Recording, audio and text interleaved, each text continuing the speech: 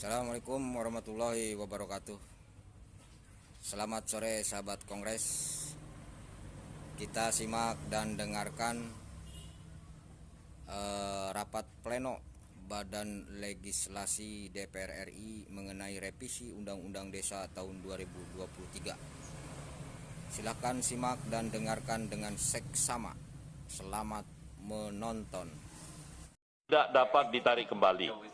Kelima, Pasal 27, perubahan rumusan substansi tentang kewajiban kepala desa dalam melaksanakan tugas, kewenangan, hak, dan kewajibannya.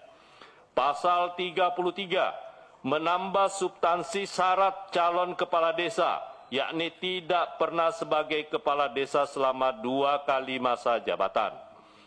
Ketujuh, penyisipan satu pasal di antara pasal 34 dan pasal 35, yakni pasal 34A tentang jumlah calon kepala desa. Kedelapan, perubahan pasal 39 terkait masa jabatan kepala desa menjadi 9 tahun, paling banyak 2 kali masa jabatan secara berturut-turut atau tidak secara berturut-turut. 9.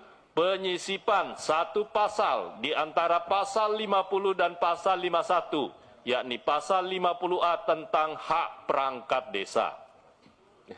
Pak Wahid. Izin ya Pak Wahid ya.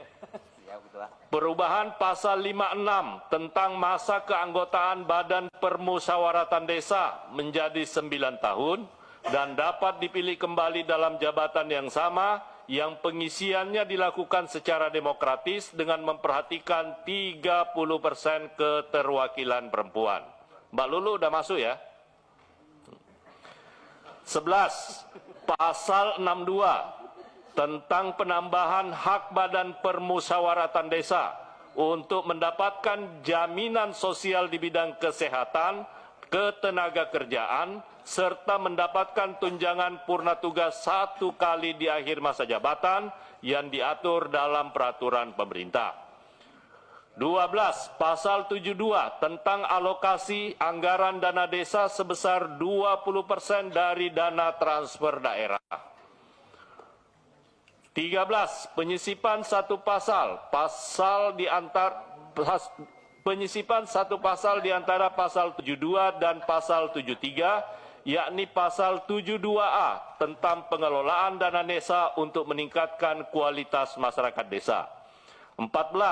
Pasal 74 tentang insentif yang diberikan kepada rukun tetangga ataupun rukun warga sesuai dengan kemampuan keuangan daerah. 15. Pasal 79 ayat 2 huruf A tentang rencana pembangunan jangka menengah desa untuk jangka waktu 9 tahun. 16. Penyisipan satu pasal di antara pasal 87 dan pasal 88, yakni pasal 87A tentang BUMDes yang dikelola secara profesional dengan bekerja sama dengan badan usaha milik negara, badan usaha milik daerah, badan usaha milik swasta, dan atau koperasi untuk membentuk kemitraan yang saling menguntungkan antar pelaku ekonomi dan saling menguatkan untuk mewujudkan demokrasi ekonomi, efisiensi nasional yang berdaya saing tinggi.